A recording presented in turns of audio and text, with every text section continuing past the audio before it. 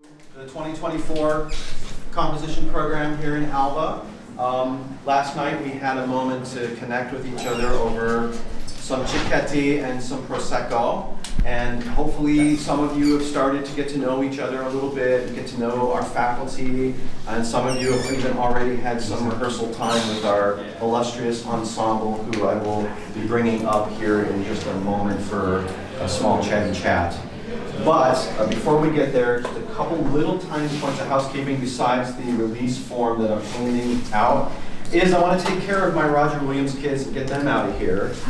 So some of you, but not all of you, have been assigned to one of my students. And what I'm going to do now is just very quickly have you guys make that connection if you haven't already. And then I'll just tell them to get lost. Okay? So, Nick! Everybody come on in. Like, come sliding on in. You can come on mass.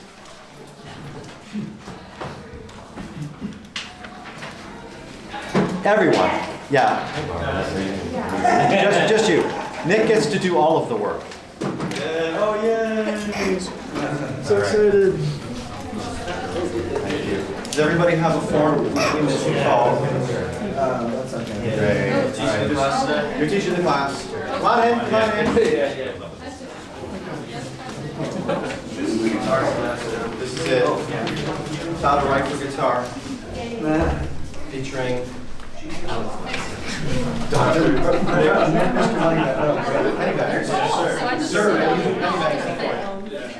Okay, Roger students, if you don't know the face or recognize the face of your composer, we'll go around very quickly. I want you to just make connections with each other. So Nick, Jeremy. Okay, so now I need you to quickly connect with Jeremy.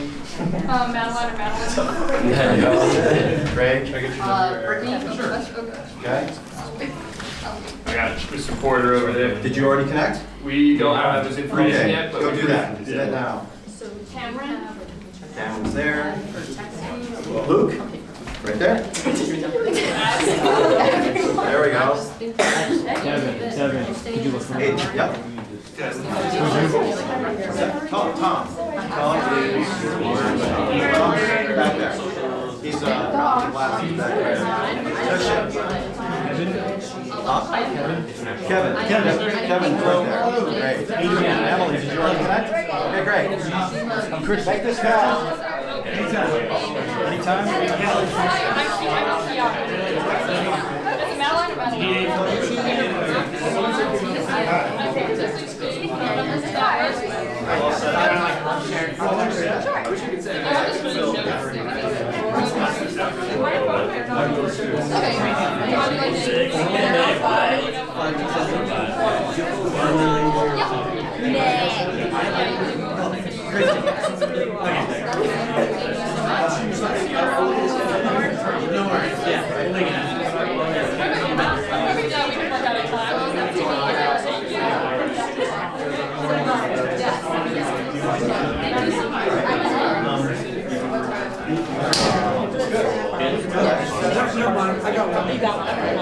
Thank you. Obliging that. It's part of their senior seminar. I haven't explained that already, and one of the things that they have to do in the senior seminar is a multi-interdisciplinary seminar for their core is interview a living composer. And so thank you all very much for taking a little bit of time. I appreciate that. Okay, next on the hit parade. I'm going to go over a number of things you probably have questions about, like for example, Cardinal brought up lessons, and I'm going to go over all of that. I'm going to go over about concerts as well, like some of you have gone to some of the concerts, so I'll go over like what that process is, where to sit, and stuff like that if you want to go to any of the other concerts. And then I'm also going to go over, after Carolyn and Soli speak a bit, I want to also connect it to what to expect for your recording session.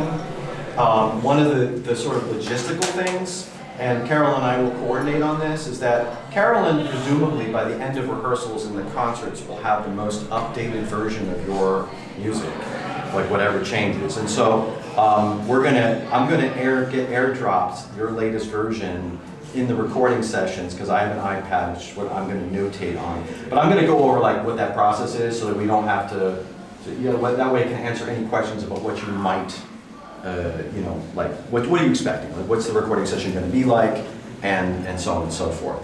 So we'll do all of that, but first, because these guys would probably like to decompress because they've been working, I'm going to bring them in. So I want to introduce you now, Solely Chamber Ensemble. So let's give them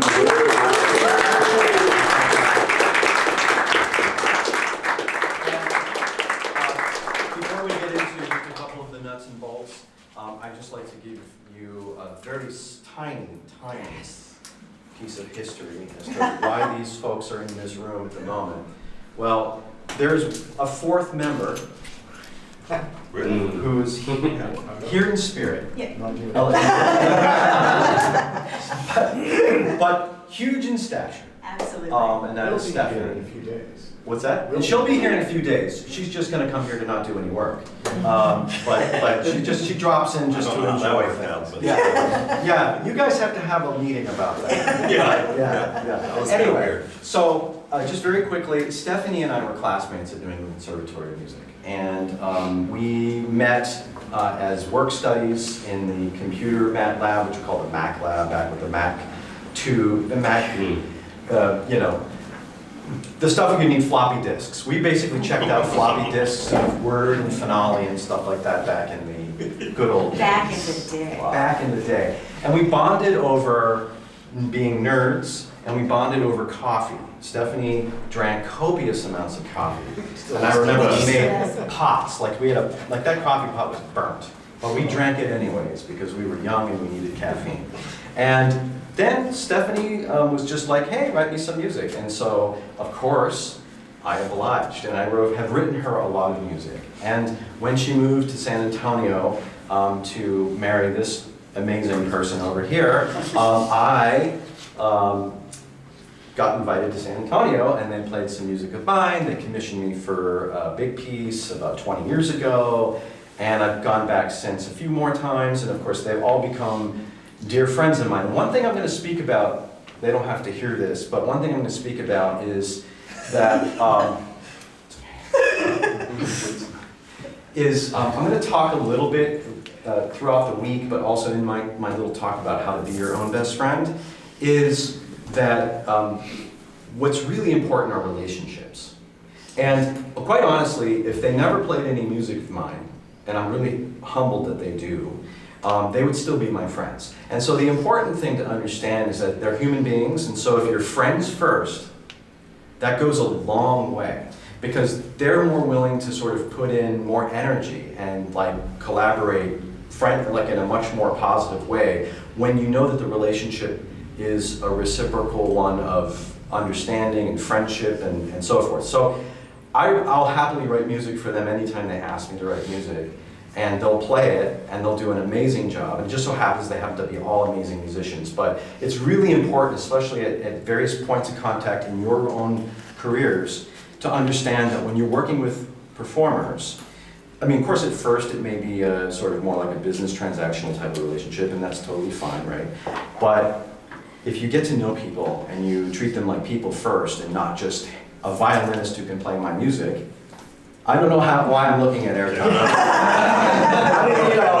have no idea. But that goes a long way, and I'm sure that they would probably echo that sentiment. I just wanted to throw that out there, that the reason why they're here is because of friendship. And then you guys actually are the beneficiaries of a 20, almost 30-year long friendship. Is that you are all beneficiaries of that because of my ability to be able to leverage friends of mine to come and do crazy things in Italy. So I think I will leave it like that. And so the moral of the story is be nice. Right, that's definitely. But also the moral is this is starting a new group of friendships.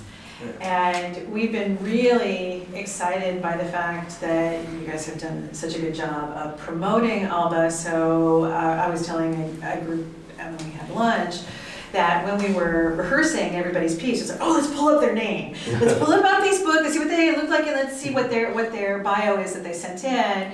And so now that we're finally getting to meet you and work with you, we're really looking forward to it. I will apologize, this is totally on me, and I'm sorry.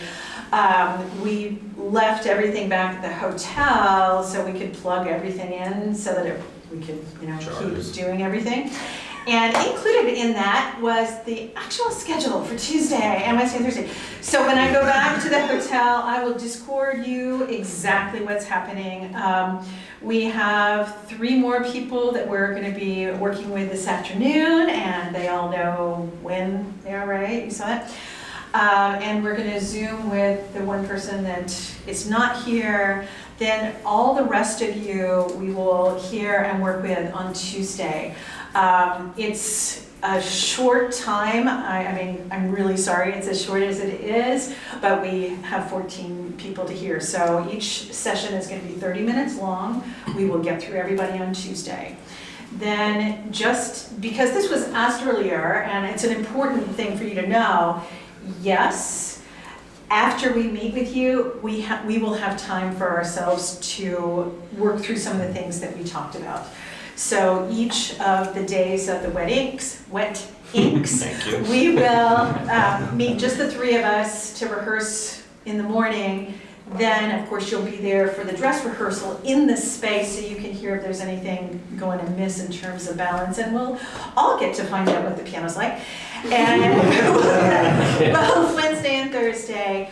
And we will, as Ellie was saying, we will come up with a schedule for the recording so that you'll know exactly what's going on Friday. Again, it is a short amount of time to get through a recording of each of your works. But we've done this before. It's a challenging day. Just bear with us because it is a challenging day. But we want to do our best for you. We want your voices to be what is heard. We were talking again at lunch about the fact that we really believe in translating your works. Yes, we're all solo instrumentalists and we play a lot together and all of that, and we bring ourselves to the table, but our goal is to most clearly bring to life what has been in your head. When all those people that said, well, how did Beethoven ever compose after he was deaf? It's like, well, no, he was all there. I mean, that was not a problem for him. And you all too. And so just know we'll ask you questions. We've already asked a lot of questions via email. Thank you for your responses. And we want to make sure that when all of us leave here, what is left on the page is clear so that you can have more performances of this piece.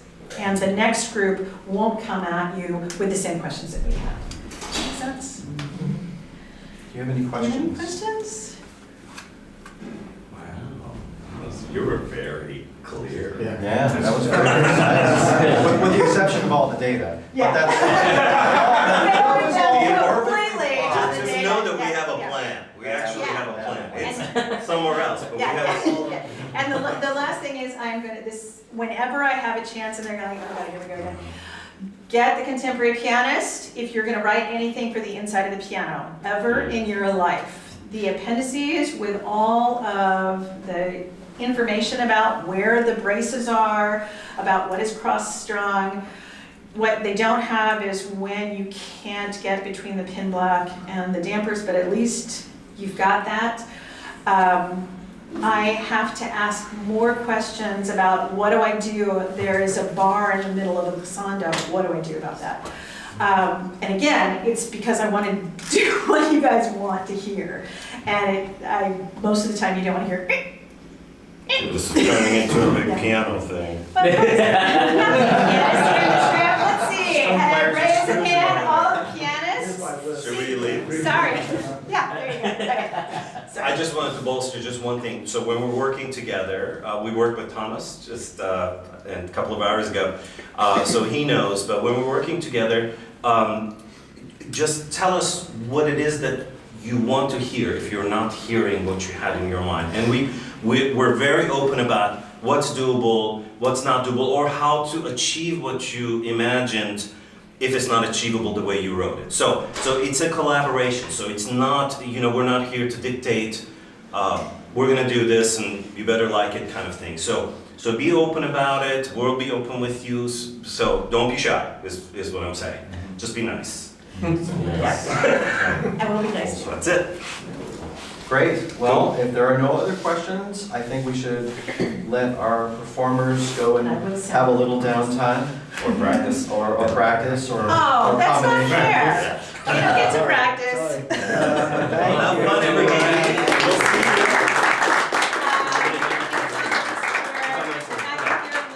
I think Luke is first at 4:35. Where do we meet? Right here, You don't have to Yeah, move. so once we escape. Okay, Yeah. see you guys later. Thank you, Carolyn. Bye. So let's connect that now a little bit to Friday, and I'm sure other questions will pop up. But on Friday, of course, we're going to be recording everything. So the idea behind this, and at least conceptually, that when I designed this program, was not just to have a performance where you might get an okay recording. I don't know what that is. Where you might get an okay recording, but somebody coughed, or maybe there was like a little bit of a train wreck because of a page turn, or like all those kinds of things can happen in live performance. Like live performance is exciting for all of those reasons.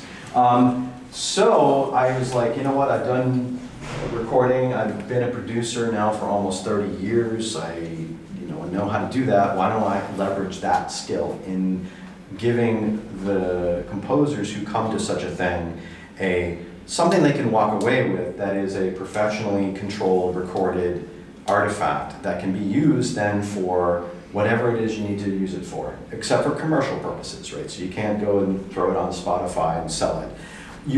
Unless you get permission, and that's not my domain. So you can deal with the ensemble directly if you would like to do something like that. However, you can use it for applications, for other programs, for graduate school, for whatever the case may be. Put it on your personal website as an example of your portfolio, and you know that at least whatever you may think about your piece, you'll know that it has been recorded well, right? It'll be a 24-bit recording, and it'll be edited. Now, that having said, because of the time constraints, and this is true every year, it's not just true this year, is that we have a lot to get through, right? It's a long day. And they're going to schedule the recordings in an order that will make sense to them in terms of their energy arc. So, you may be at the very beginning of the day, you may be at the very end of the day. We will try to stay on time. Sometimes we get a little behind. Sometimes actually we get a little ahead. It's plus minus. But what's going to be important is that you make sure to be ready on that day, especially on the Discords and the internets. Be ready, like if we're ahead of schedule, they may want to move ahead. So if we're getting ahead of schedule, we're going to be posting updates. And so stay tuned, don't be far away. But also we might be a little behind as well. So, but be ready is what I'm really trying to say. And what will end up happening is that we'll be able to do, depending on the piece, maybe one run through and then a couple of sections. Again, it depends on the piece, or it might just be sections, right? Where we'll just do chunks, and the chunks might not be in order, right? We might want to start with a chunk towards the middle and then work our ways towards the beginning and the end, right? And if anybody's ever done a professional recording, will know that that's actually a fairly normative process, right? So this may end up being the thing where there's all these little Lego pieces that are put into place. We may do 1 or 2 or 3 takes of any chunk, for example, especially if it's a difficult passage, maybe you want to get a second one through. You will sit next to me. I will be the sort of main ears, as it were, guiding solely. Solely may say we want to do that again. I may say we need to do that again. And then your job is not necessarily to worry about the notes. Okay, that's my job. But your job is to say, can that, in performance that was a little slower and I liked it that way. Those are the kinds of things that I would like to hear. And Soli may also be there to ask you questions. This year, hopefully, it should be the same. There's a talkback, right? So the door will be closed in this sort of hall, which isn't really much of a hall, but it's fine. Like the miking is going to be close mic'd and all that kind of stuff. So, you know, you're obviously there to provide input, but trust us and trust that process that when I get back home, and after I've let my brain decompress a little bit, that I will then take all of those takes in the Pro Tools sessions that I will be taking with me, and I will stitch them all together into a first edit. And then I will share that edit with you, share that out to you on a Google Drive, and you can check it out, and then you can get back to me with your wishes, right? Oh, do you have another take where this B flat is played, you know, longer, or whatever the case may be. And feel free to be as wishful as possible, right? I will then look through the takes, listen to them again. If I can remedy a problem, fix a problem, if maybe, you know, like occasionally I have done this before where I leave and I come back with a cup of coffee and I mis-edit, and so like, there'll be a thing where there might actually be like the thing will stop because there's a false start and I've edited on a false start. Like, it's rare, but it can happen, right? I try to check everything, but you know, sometimes I make mistakes. So you might catch that and I'll be like, oh, whoops, I'll fix that. But in the end, I will try to get you a second edit, which will hopefully be your final edit. That will be essentially the best version that we have, which will very likely be a really solid version and a really well-recorded version of your music. Okay? And then hopefully that will be useful for you in the future. So that's what to expect in the recording session. So even if your performance doesn't go particularly well, and I'm sure all of your performances will go well, but I'm just saying, like, don't worry about it. We're gonna get it on Friday. That's the real sort of end point. So on that, any questions on that? Any thoughts or questions? Yes. I might be leaping forward in some sense, but since there's going to be video, are we going to have access to video So to use on our own? the answer to that question is maybe. This is the first time that this has been happening. That in years past, I've actually did like a little fellowship for someone who had video editing skills, and they videoed privately some stuff. So this is the first time that this is sort of being done institutionally. So I'm assuming that I will have access to these videos. And if I have access to these videos and you've signed your release, that you will be able to use them for non-commercial purposes. So I'm thinking particularly of the concert. the concerts, yes, So so the just concerts, maybe like obviously you Yeah. probably don't want to listen to us talk. So like your piece, Yeah. yeah, right. So I'm hoping that we will have, because he was recording the concerts that I've seen so far. So we should have recorded documents of our wedding concerts, in which case, you know, that's really cool, because I think Yeah. video is a really great, you know, obviously Yeah. medium for propagation. Great, any other questions? You want the door closed? Or? No, Ciao! it's better to close the door. Maybe better to close the door. No, I don't know, because. Well, do you have the control for the Yeah, air conditioner? Yeah, because otherwise it can get like a sauna in here. Yes? Can you just go over, I guess, what your job and what the composer's job is in the... In a recording So we'll just put a final point on that, like, you're Yeah. worrying about, you said you're worrying about the notes, and like, we're worrying about You're worrying about the aesthetics. aesthetics, okay. Right. Yeah, that's a general idea. I mean, obviously, if there's something that we all missed, like a really important thing that somehow that Soli thinks they got, I think we got, and you're absolutely convinced that we did not get, bring that to my attention, okay? There'll be times when you'll say, are you sure you got that? And if I know that I got it, even if we didn't get it in another take, right? Maybe the take that we just did, we didn't get that, but I got it in a previous take. Because you don't know what takes I'm using. I construct very loosely in real time. I construct an edit map, but I will then re-listen and rebuild a master edit map and then slice it all together after the fact, or when I've had time to do much deeper critical listening that I'm not sort of on the razor's edge.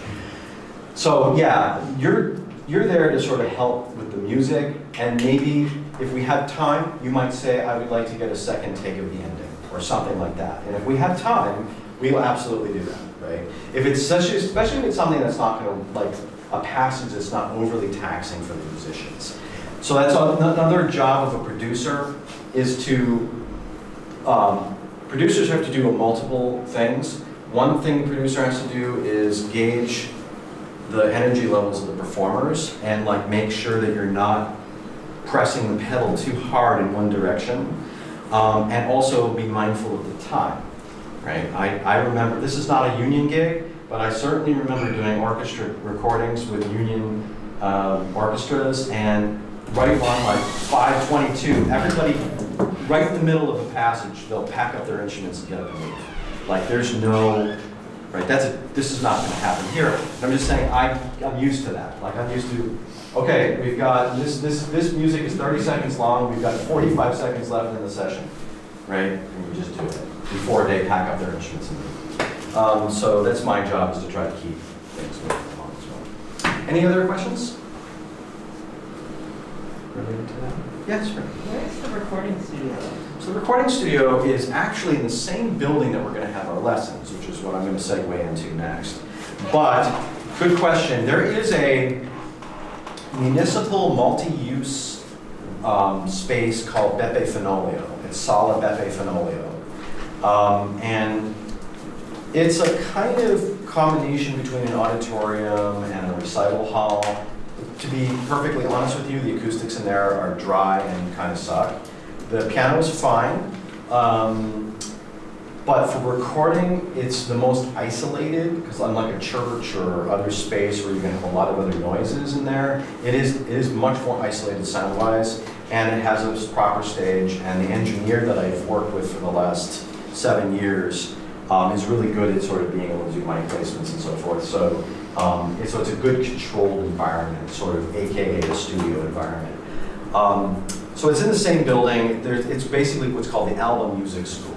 So on the first floor of the music school, there's a hall. And then on the second and third floors, I think there's a fourth floor too, there is essentially classrooms and offices for the music school. And the music school is for grade school level children. So like when we go into our teaching rooms, they're going to be like little seats and stuff. There'll be bigger seats, but there'll also be little seats and like little xylophones and stuff, you know, for kids. So it's very much geared towards, you know, like the first through, say, 7th grade or something like that. So that dovetails into, any other questions about the recording? Or get into lessons? Where on the map is it? It's SMBF. It's like a bunch of letters. It's near the Hemingway. It's very near Hemingway. It's very near. There's like a big courtyard. You'll see it. So tomorrow when we have lessons, we won't be entering in through the courtyard side, which is where the hall is. We're going to be entering in from the street side. And so let me talk about that. So tomorrow morning, your first morning, all of you, even if you do not have a lesson, I'm going to meet all of you in front of the seminario at like 8:50. Okay, so I'll come and meet you there. All of you will come out, and then I'm going to take all of you to where you will go when you have lessons. Now, if you happen to have lessons tomorrow, great, you're there. If you don't have lessons, you'll at least know where it is and how to get in, and then you'll be off to the races. So what's going to happen is that it's very close to the seminar. It's just a few minutes walk. So where the concert was last night, the big San Domenico, basically right around that corner, that side street, you go down about halfway before you get to the pizzeria. It's before you get to the street where the Hemingway is, it's right there. There's a big wooden door. You'll see it tomorrow. If everything what I'm saying makes no sense, you'll see it tomorrow. And so at 8:50, we'll all go together, and then you'll see how to go upstairs, because you have to go in through the door and then go up basically 3 flights of stairs, or 2. Anyway, you go up the stairs and then we enter a corridor, and there's 2 floors, and there are classrooms that will be open for us. I don't know which ones, there's no names on them, but we'll just pick our classroom to teach in. Some of them are bigger and better than others. We'll put the more esteemed of us in the bigger and better classrooms. I usually one, which is fine. But anyway, some of them have windows, some of them do not. Hopefully the air conditioning is working, because some years the air conditioning is not working. But if you have a window, you're much more lucky because you can open the window. Anyway, so what we're going to do, this is for faculty now, is tomorrow we're going to pick our classrooms, and their classrooms are numbered, you know, like 6, 7, 8, 9, like in just numbers. And then everyone will know that, say, Aaron is teaching in classroom number 2. So if you have a lesson with Aaron, you go at your appointed time and you go to classroom number 2.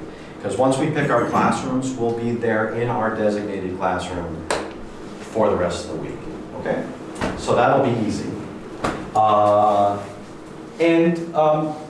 Tends to be, and I'll just talk about the lesson process, we try obviously to stay on time. Sometimes, of course, we tend to talk, or you tend to talk, or we get into an animated discussion and we lose track of time.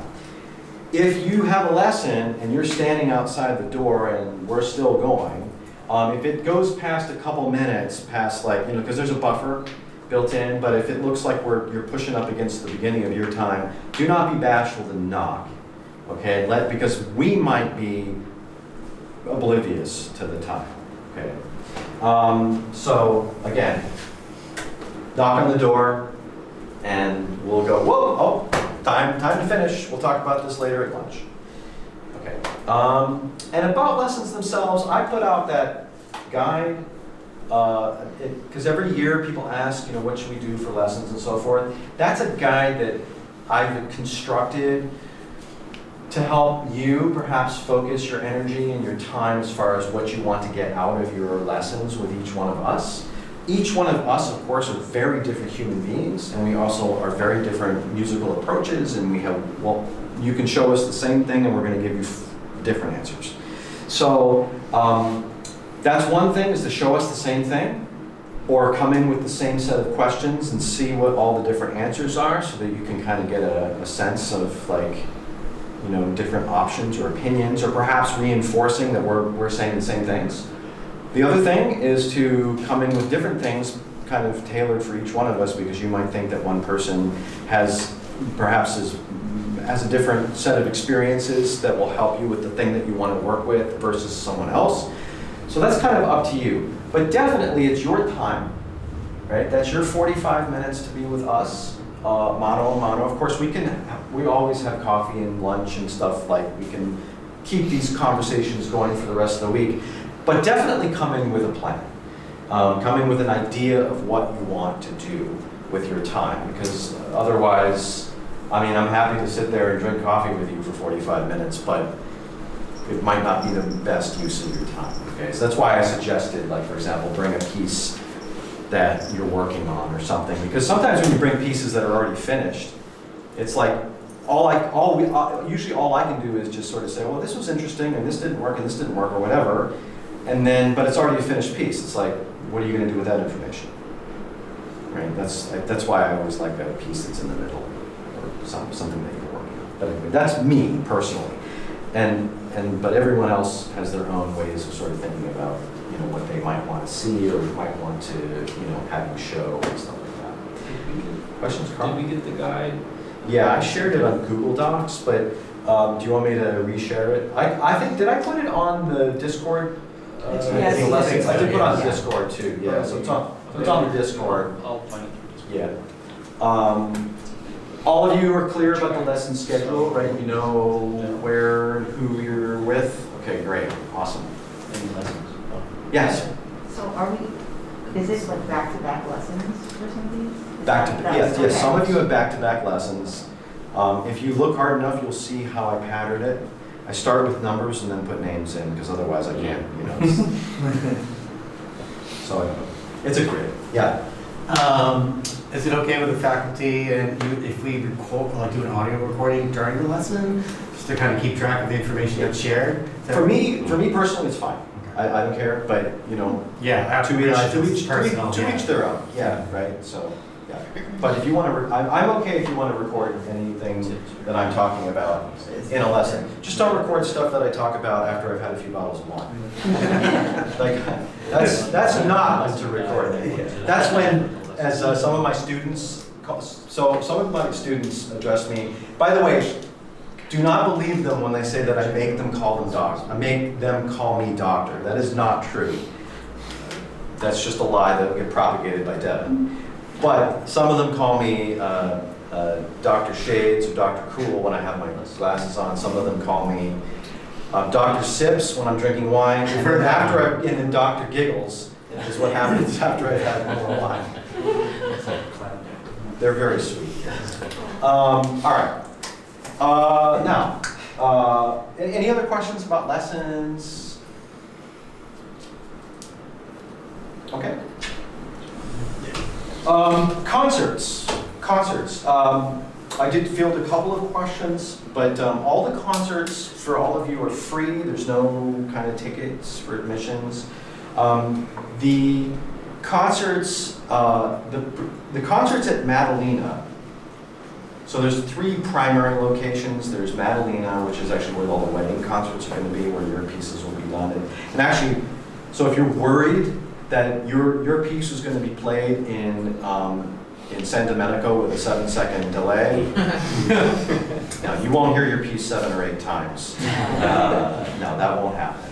It's going to be in Madalena, which is there's like what they call the choir part, which is like kind of like where all the Where all the choir stalls are. Yeah. And it's a nice space, and it's actually a really good space. Like it's a good live, but not boomy space. It's perfect for chamber music, so it's going to be a nice. You'll have at least a good acoustical experience. So there's Madalena, then there's San Giuseppe, which is tomorrow. All the master classes are in this room except for tomorrow, because there's a lot of people coming because Eric Rohde's his orchestra from Northern Iowa is here, and they want to go to the master class tomorrow. So the master class tomorrow is actually at San Giuseppe, and San Giuseppe is a Baroque church. It actually has really nice acoustics. It's not really booming, and so that master class with Aaron and I are going to be doing a discussion and Q&A, and so it's sort of like an interactive type of thing. So we're going to be doing that tomorrow at 2. And then all the rest of the master classes are here in this room for the other 2. So that's San Giuseppe. I had a point to what I was talking about the seating. Yeah, so Madalena and Giuseppe, if they're afternoon concerts, they will typically not have reserved seating. It's kind of like first come, first serve in terms of seating. But the evening concerts at Domenico, the big church, and some of you who went experienced that. There are placards that are put out on the chairs. So the first, on the right-hand side as you come in, there are several rows of chairs that are reserved for us, and there's going to be like a little piece of paper that will say RWU and Composition Program. And that's for my Roger Williams students and for all of you in the faculty. They put out all of the places there, accounting for all of us. So if you absolutely know that you're not coming to one of those evening concerts, do try to let me know so that I can let Simona know so she can pull some of those, because sometimes the Alba public that comes in and they see empty seats, that's like they get annoyed. Like it's just one of those etiquette types of things, right? So like they assume that we're going to go to all the evening concerts, but if we're not going to the evening concerts, or if you know, like, okay, I don't want to go to this one, or I'm doing something else, just let me know, and then I can like let them know that they don't have to hold that many seats. All of my Roger Williams students are required to go because that's part of their class time. So, but that's not part of your class time. Any other questions about like concerts and or the master classes? Okay. Actually, Yeah. just the evening ones? Yes, the evening ones are the ones that are more ones at sort of 9. reserved, the ones at 9, yeah. Okay. So we've already introduced solely and recording expectations. Like Carolyn said, she's going to publish your rehearsal schedule to the Discord server. So look out for that when she gets around to doing that. She just sent it. She just sent it. There we go. All right. So now you know. I know that she looked at the lesson times. So like the people who have lessons in the morning, I hadn't checked it. Don't check it right now. I know she knew, but she probably didn't over-calculate for that. So if there are conflicts, you have to let us know. There might be a thing where maybe it's just simple as just doing a quick swap of time. I'm just saying that might be a situation, right? So like after we finish our class today, I will take a look at it, but all of you take a look at your time and see if it makes sure that it doesn't like conflict with the lesson times in the morning. This would only be for the 9 to 12 slot if you have lessons on Tuesday morning. So hopefully there are no conflicts. That way we don't have to do any crazy things.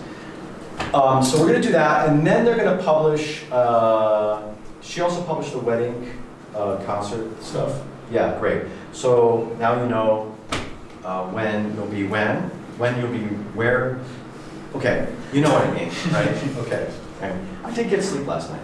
So, and I'm gonna be forwarding that to Dino here in the office, so the programs will have the right order and your titles and your names and everything. So I'm gonna do that after class, now that we know when things are. And then the recording schedule, likely, I'm gonna guess that they probably will come up with a recording schedule sometime on Wednesday, and when they do that, that'll get published also to the Discord server as well.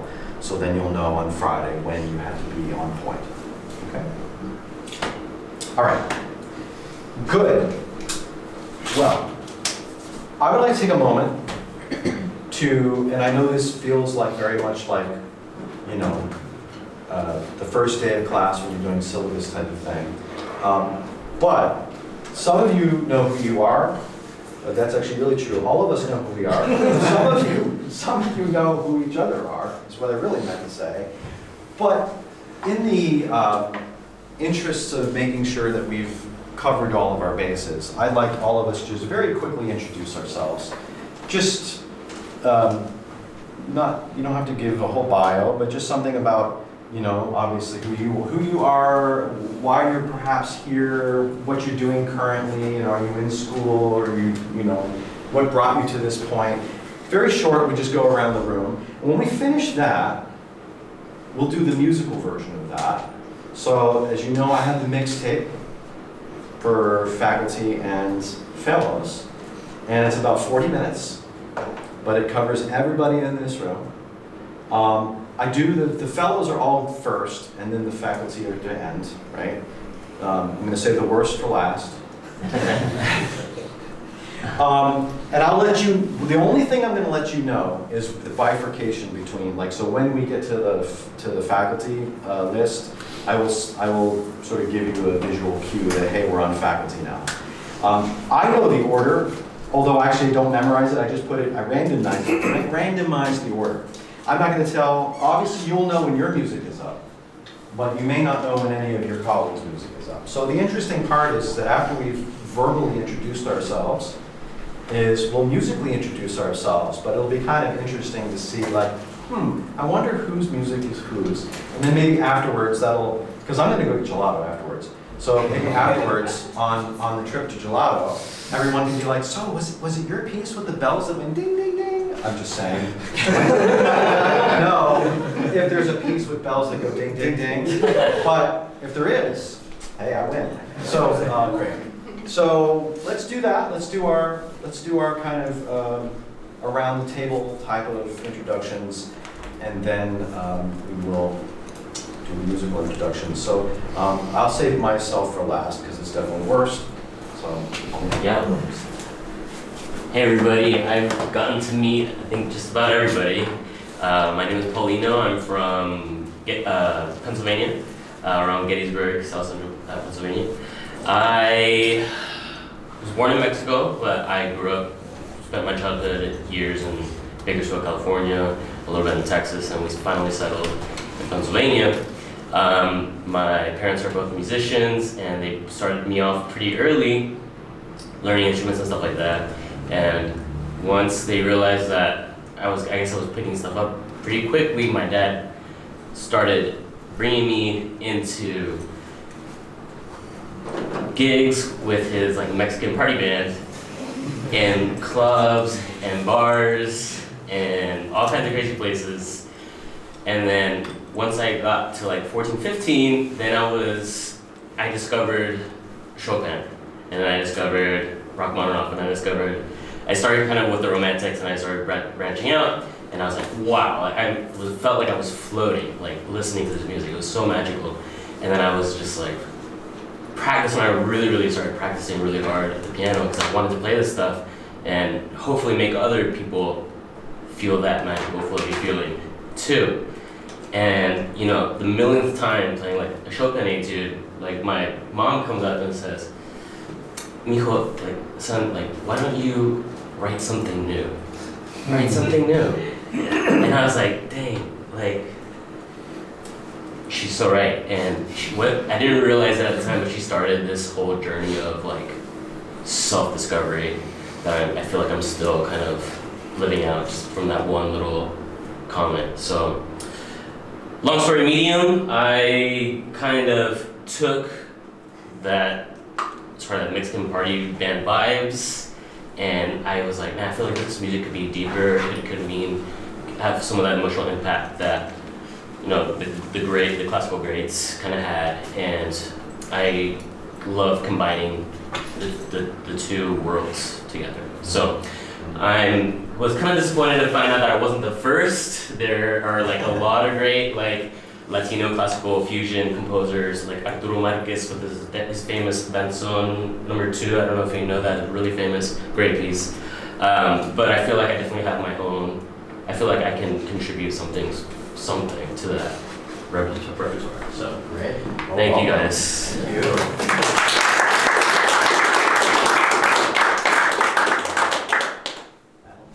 Are we doing this thing? If you would like, I think we'll just set a standard. Paulina. Yeah. My name is Madeline.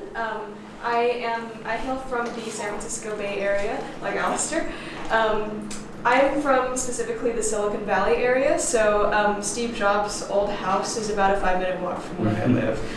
It's very modest, you wouldn't be able to tell. But so with that background, I grew up with a lot of friends who eventually went on to become CS majors or become pre-med folks, so I was the weird person who decided to become a music major.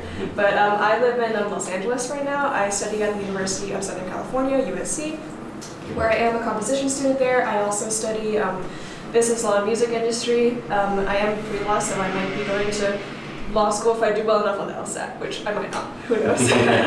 But yeah, I draw from a lot of different inspirations. I'm Taiwanese American, and I love my family a lot. I love a lot of like the kind of childhood memories I have, so I tend to draw upon a lot of like more nostalgic pieces. The piece that I wrote for Alba is very much with that vibe, and but I've been experimenting a little bit lately with some more interdisciplinary work. I grew up also with a very strong dance background. I did a ton of that growing up before a very bad injury, which is why I don't dance as much anymore. But I recently did a big dance project with the School of Dance at my school, and that may or may not be what you're going to hear, but you know, you'll figure out which one that is in this mixtape. And a little bit more into electronic music. I recently did like a short film score with one of my animator friend students at school. So yeah, I'm really interested in doing that. I also do a lot of, if anyone here is into musical theater, or if you hate musical theater, I'd also love to talk to you. It's so fun. But I'm really into the theater world as well. I can't really sing, I can't really act. I used to be able to dance, but I just love the art and how it basically just combines everything interdisciplinary about it. So I've been watching a lot of the operas, a lot of the musicals, and I think I've music directed about 6 musicals at my school so far, and I absolutely love doing that. So that's the world I'm in. I also play saxophone and piano as well, and so I do a lot of jazz. Cool. Great. I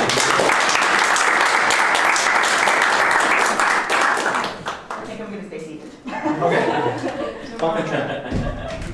My name is Brittany Benton. I'm originally from Las Vegas, Nevada, but right now I'm doing my master's in New Haven, Connecticut. Just finished my first year. What led me to be, I guess, in Italy right now is that in 2020 I was supposed to go to another festival in Italy. I got my passport in March, right before the pandemic started. So I never quite got to do it. So this is like a redemption. Not really like my redemption arc, but like, I'm doing it, yay!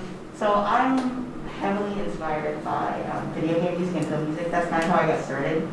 I kind of slipped and fell into concert music, but I like it, so I'm sticking around. Slippery slope. Slippery slope, yeah. So my music, I would say, is heavily influenced by video game music, media music in general. For my career, I want to do a combination of both. The last piece I wrote, I guess, other than the piano trio, was a piece for the Yale Cello Ensemble, which is about 12 cellos, which is a really fun ensemble to work for. I'm really excited to hear it. Otherwise, I guess, I don't know, my favorite color is green. Which is great. Great, thank you. I am gonna stand up. Yes. Well, hello everyone. My name is Aiden Feeney. I'm born and raised in Northwest Indiana. I attend the Catholic University of America in Washington, D.C. I guess why I'm here is kind of goes back to the fact that where I come from a working class family, the long history of that. So very little to no music anywhere in my family's history. So coming to something like this is really an experience for me to actually get to know what like the actual world of living this is kind of like. So I'm very excited to do that. A little bit about myself as a composer more now, I suppose. So one of the things I've found surprises people the most when I say this is that one of the first composers to really be an inspiration to me was Vivaldi. It was very early inspiration to me because my mom had this CD that I would listen to almost nonstop of Joshua Bell playing the Four Seasons. But it was great, it really was. That was a big thing for me until I discovered Ravel. And Ravel was the first composer I became absolutely obsessed with.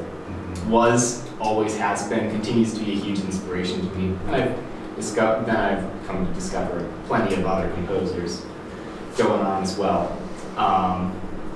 which I'm sure you'll probably hear about at some point or another. Anyways, great to be here with you all. Great, thank you.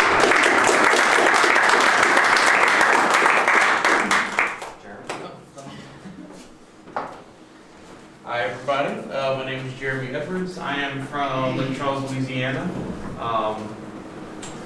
Let's see, I started,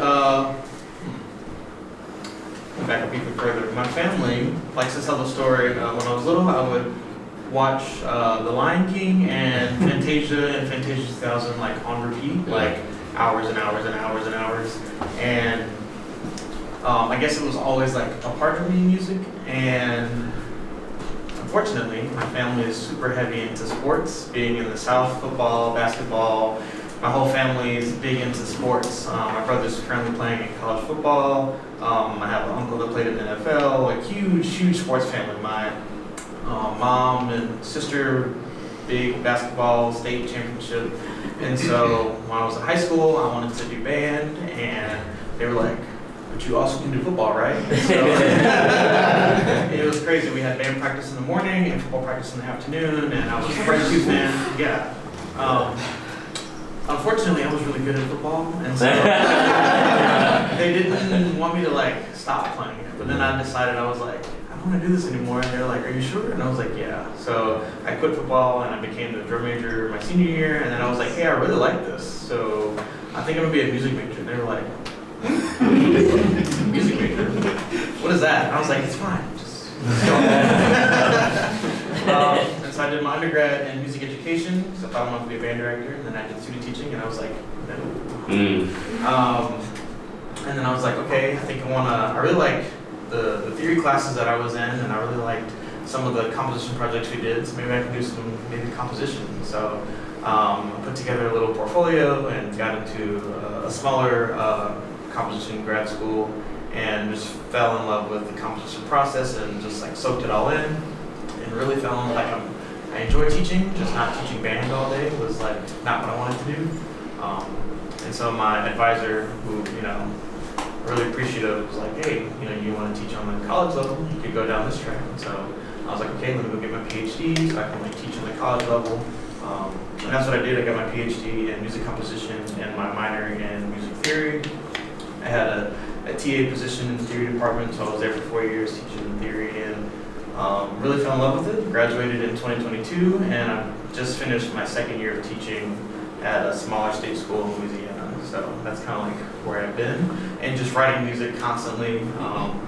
What I've been writing, I haven't really like settled on like one specific type of music I like to write. I've been just like trying to write as much as I could, whether it's for small chamber stuff, for choir, band, orchestra, solos, things. I have like one of everything that I've been trying to do. I have hopes to maybe one day write an opera. I have a really cool story that my uncle's really big into genealogy, and he like traced our family through a plantation in Louisiana. And the story there is just really just hits home really cool. We can talk about that later too. As far as for my music, I really enjoy composing with like textures and sounds and colors, and kind of using those as like the building blocks and like structuring pieces off of that. And so harmony kind of follows, and so the pieces kind of be put together that way. So that's kind of what I like to do. Thank you. Great.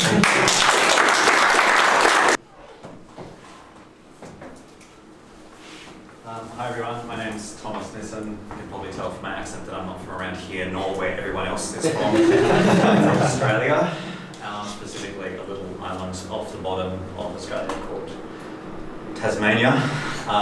So yeah, it's been a long flight. Very grateful to be here. My musical background.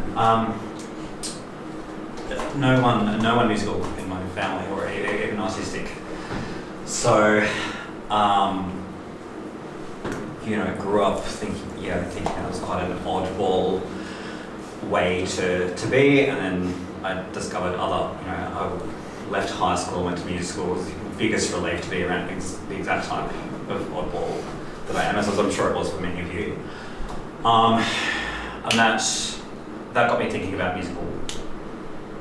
musical style a fair bit. I've always been interested in psychology and like imperfections in our thinking and reasoning and memory, things like deja vu and these sort of psychological phenomena. So in my music, I like to draw upon a very eclectic range of styles and ideas related to perception, or like where they're placed in culture, like what images certain types of music evoke, messing around with your hearing, messing around with slightly microtonally off major chords or things like that. The hot tip, the most disgusting chord in the world is just G tuning the third by a half step between major and minor. Is the worst. It's the worst thing in the world. Yeah. But I love it. I love it.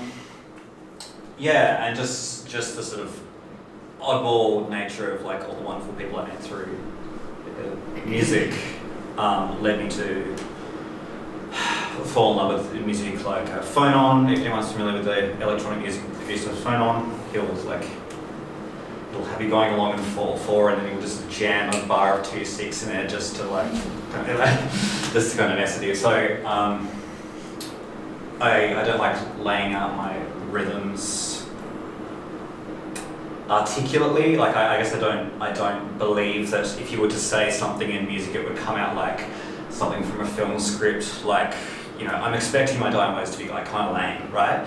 So like, is that nurse glaring at me? Like something like that. So I like to write my music as if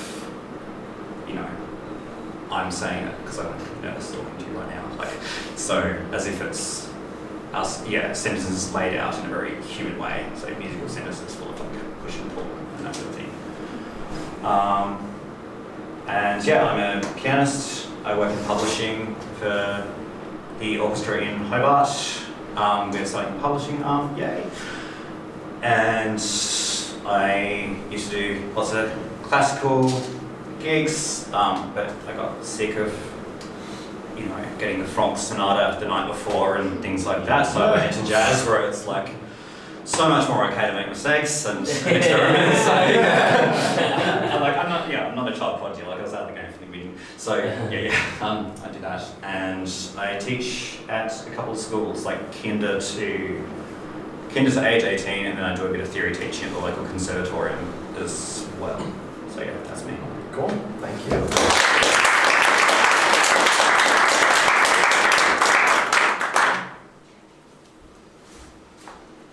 Okay, hello everybody, I'm Cameron.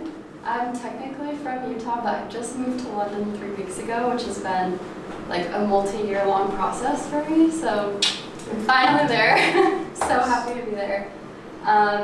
I grew up, like a lot of you, sort of like militaristically trained in classical music. I was a pianist. I studied under a teacher who was like so intense. And when it was coming time to pick college, I decided that I didn't love playing the piano for 8 hours a day and playing other people's music. I was really burnt out, and I just decided to try writing. It was something I did when I was really little, and I was like, maybe younger Cameron was onto something, I don't know. So I kind of took a dive into the deep end. I went to Berkeley, and I majored in both film scoring and music composition, so I kind of straddle like both worlds a little bit.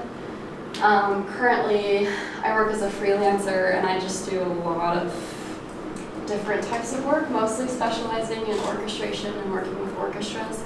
So I moved to London to be near the people there that I work in the film and TV industry with. I do a lot of orchestrating for composers and helping run their recording sessions. And then on the other hand, something I've fallen into more recently is when like a rock band or country band or something like that is performing a show with a symphony. I'm often recruited to write all the symphony parts to accompany them, which is the funnest thing ever because you can do whatever you want. There are no rules. There's also scores. You have to transcribe everything, and I hate transcribing. So, anyways, that's been really cool because my experience in college was half before the pandemic and half during, and so my opportunities to hear my own music live have been severely limited, which is why I seek out opportunities like Alba because I often orchestrate and arrange for other people, so I don't get to do a lot of my own writing, so I have to make that happen for myself. And B, again, I really try to seek out opportunities to hear things live because, especially as an orchestrator, that's how you learn, if you're doing a good job. So it's been nice to do these shows because I can travel to the show and hear what choices I made did or didn't work. Like I definitely shouldn't have used the snare drum in that chorus, but it's okay. So yeah, I'm just super excited to be here. I'm still kind of trying to figure out who I am as a composer, and I don't want to just work for other people and other composers for the rest of my life, but I enjoy it for now, and yeah, it's just part of the journey. So, Thank you.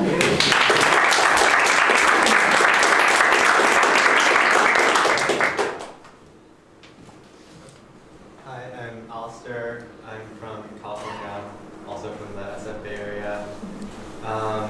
I'm still in high school, so I think I'm the youngest here. I've kind of been music composition inclined for as long as I can remember. When I was like 4, I would make up these melodies on the piano that one could consider to be music.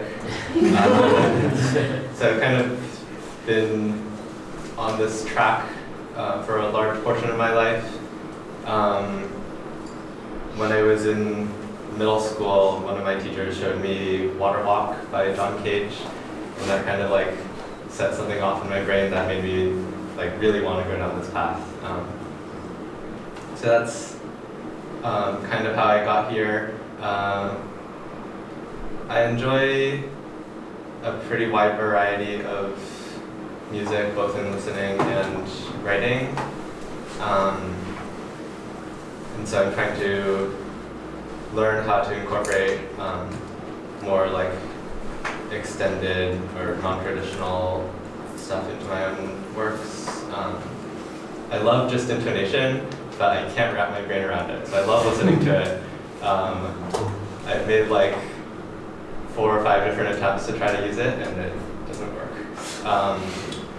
Other than that, I play saxophone also, and I can kind of play piano. Yeah. That's great.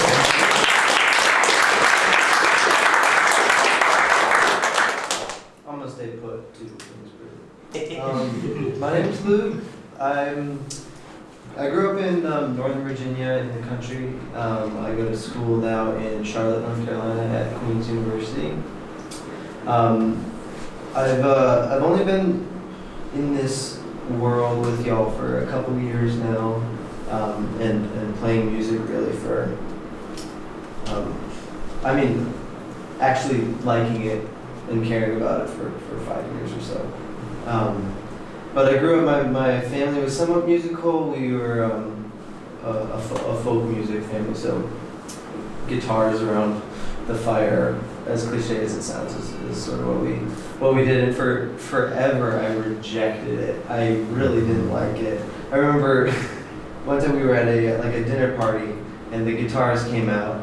And I was like, guys, can you just please shut up for a minute? And then, you know, as it happens with many people, you go through a few more years and you realize why that's so important. Yeah. Mm-hmm. And so that's my favorite music to play is folk with my family. But in terms of like writing it, I enjoy it, but it gets a little repetitive, a little boring sometimes. So I went to school for music therapy. Actually, I started out. My parents are therapists, so I was like following the family, and I hated it. I was in a session one day, and I was out the window. I heard someone playing jazz piano somewhere. And I was gone. I was the worst therapist. Absolutely useless. Oops. And that's when I changed my major. And I gotta get out of here. Yeah, in terms of what I like to write, I'm really still exploring, and I hope I always am to an extent. I get just with life in general, I get bored very easily, which is something I need to work on, but so I'm always going somewhere else, I hope. Right now, plenty of you have already heard me talk about instrumentalists vocalizing or the interpreting the sounds of everyday life as if they were on purpose, and seeing how that can inform what I get down on the page. Anyways, yeah. That's where I dabbled in theater for a few years. My aunt was an actress on Broadway for a while, so did that a little bit, so I enjoy that as well. But yeah, Great, nice. thank you. I'm gonna hang back here too. This is challenging for my introvert self. And nothing else, everybody here. Really super glad to be here. I'm Kevin. I'm from Massachusetts. I suspect I always kind of consider myself to be at this point like an aging, emerging composer. I have a pretty eclectic background, and it's I'll just do the fun stuff. When I was a kid, both my sisters played accordion. We had music studio and learned how to play accordion and stuff. And when it came my turn to pick an instrument, I was like, not gonna pick accordion. I'm gonna pick guitar. But it was kind of cool. In hindsight, I played in big bands that had it was accordion, or it was literally the Springfield Accordion Orchestra. There was 20, 30 accordions, and I would play in the rhythm section. And it's pretty cool. It's fun. I mean, we did The Hustle, we did Sir Duke, all these great 70s songs and stuff like that, arranged for multiple accordions. And so I got the inspiration to go to Berkeley. And so I moved to Boston, to Berkeley. Thought I was gonna be the greatest jazz guitarist ever on the planet. And then I heard Bartok. I was like, oh crap, I'm terrible at jazz. I love jazz. I can listen to it all day. I can't play a lick of it, even though I went to Berkeley. But the Bartok was like, oh, this is what I want. This is it. So school came and went. got married, started working and stuff. And I didn't do a whole lot of like professional work, but I did a little bit of writing, a lot of performance on some other stuff. I started becoming involved in like Turkish music. I made a lot of friends in the area, and I did some traveling and became really into like Turkish makam, that stuff. So I like my home, like in terms of like what I feel most comfy in is the Turkish oud. I really enjoy it. I don't consider myself any kind of like master at or anything, but it just feels nice. And the music feels comfortable in my ear. But that being said, so here I am now, like 20 some odd years later, like COVID kind of really gave me the opportunity to reassess like my love of composition, and so that's why I kind of feel like I'm returning to that piece of me. And so since 2019, 2020, or whatever it is, I've written a number of chamber stuff. And just trying to find ways to like, have opportunities to get things played, meet people, and express myself, for lack of a better word, or maybe that's the best word, I suppose. Thanks, guys.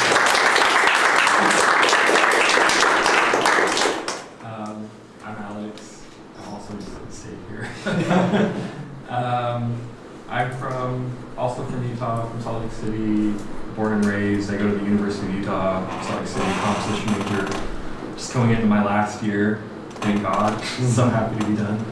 I grew up in a very musical family. My dad sang in the Utah Opera Chorus for like 25 years. My mom was an accompanist, and she also sang in a Balkan folk singing group for a while. Just grew up listening to all sorts of different music. There was always music going on in the house, any genre. My parents were probably listening to it at some point. So I just love all sorts of music. I'll listen to pretty much anything. For my own writing, I like electronics a lot. I do a lot with electronics, field recordings. I love using field recordings. I play guitar, banjo, a little bit of cello.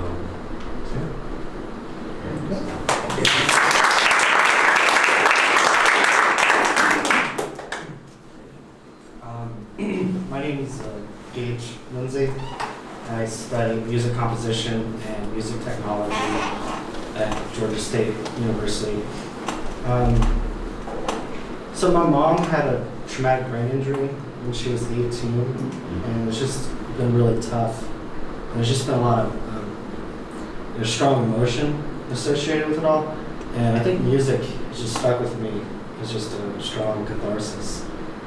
And they say there's more synaptic connections in the human brain than there are stars in the universe. And I think we could just colonize the universe, but the final frontier is kind of human mind. And I appreciate music as a method or means of exploring the human condition. And so I have a minor in neuroscience. I kind of enjoy things with the brain. My instrument is piano. I actually started guitar. Was my first instrument. Anyways, that's cool.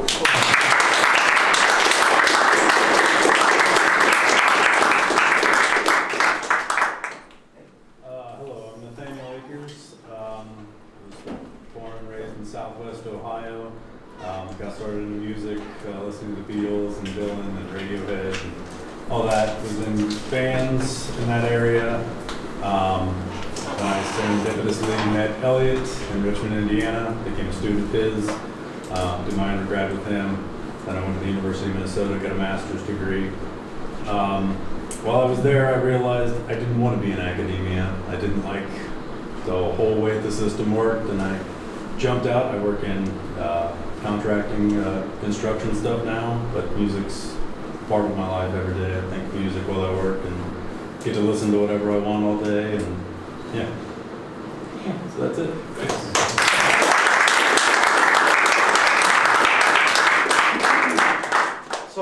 first of all, it was wonderful to hear a little bit about each of you, beyond, of course, your official bio, and a little bit more flesh out of your personalities, your interests, your backgrounds. And over the next week, we'll hopefully get to know a little bit more, as we have coffee and gelato and do meals together and so forth. I'm not going to ask the faculty to go through the same rigmarole because, look, you can look us up online. But I am going to ask each one of us to say one thing, like a hobby or something that never makes it onto an official bio about themselves. Just one thing. It could be anything. So, Aaron, what's the one thing that's not on your bio that's interesting about you? Oh, maybe how much I love film and movies. Nice. Great. Jennifer? I love to run, and I ran a lot today. Awesome. Carl? Okay. I went to Carl first, Okay, but it's I wasn't fine. sure. You Yeah, get you whatever. looked at me and I was like, I'll get you. Well, you're in the same line It's like of the sight. same little field of vision. Yeah, exactly. Right. Carl, you go ahead. Okay. I was a top football player in my college. Oh, no scholarship? I'd love to play if there's Yeah, have y'all seen that? Where? You gotta go in the courtyard and out that gate really? at the end and down to the left. I don't think we can use it. Wait, what? Yeah, it's out on the patio over there. Nice. There's one at the Rome airport too. Yeah. I wish I'll go. Let's do it right now. It's like It's a road trip. direct flight, yeah. Yeah. Eric, what about you? So, speaking of sports in a way, I love to play tennis. And so if there's any tennis players here, fortunately I haven't seen any, okay, all right. Yeah. I haven't seen any courts, but if I had $1 million, I'd put a court in my backyard. Because I love the game so much. My grandfather was actually a professional tennis player. Not to a high level, but just kind of, yeah, so yeah, come from a long line of tennis players. Great. Awesome. And I guess the one thing that doesn't really usually show up on a bio for me is that I'm an amateur astronomer. And that's one of my, I spend a lot of money on that hobby, astrophotography and astronomy and all that kind of stuff. We can talk more about that later if you're interested. All right, so now, we got one more. Oh, Jay. Because Jay is hiding over in the corner. Sorry, Jay. It's all right. I'll stick with the sports theme. When I grew up on a ski hill, and when I still have many trophies and things from slalom skiing and snowboarding and things. Cool. There you go. Cool. All right. And there's nobody else that I forgot about. Okay, good. All right. So if you want to ask us about any of our weird hobbies or not weird hobbies or sports interests, I mean, feel free to. We're human beings too, so we can talk about those things. Okay, now I'll segue into the music. Okay, so I'm just going to click play. And like I said, the only thing I'm going to do is tell you when it transitions from fellows to faculty. So we'll start with fellows first.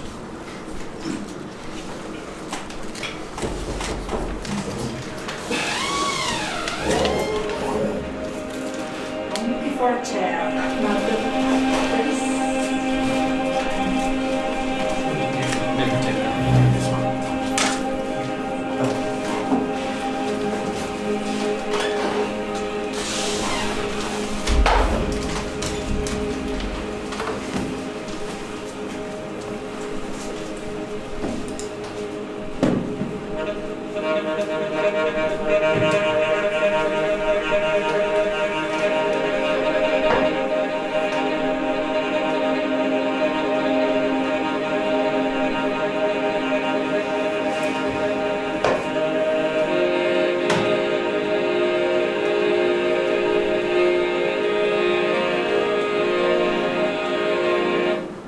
Oh shit. I'm sorry. Let's change the channel.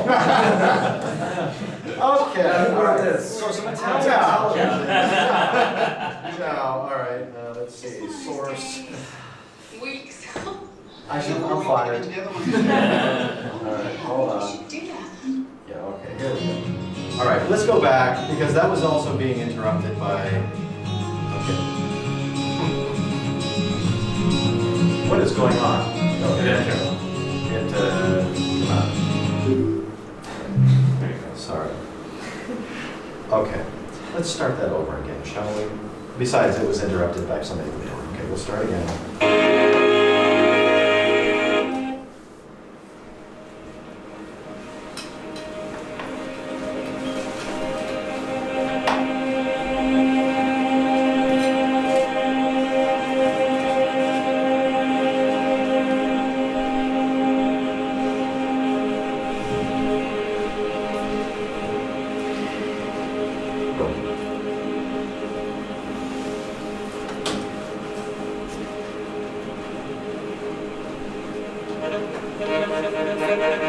Thank you.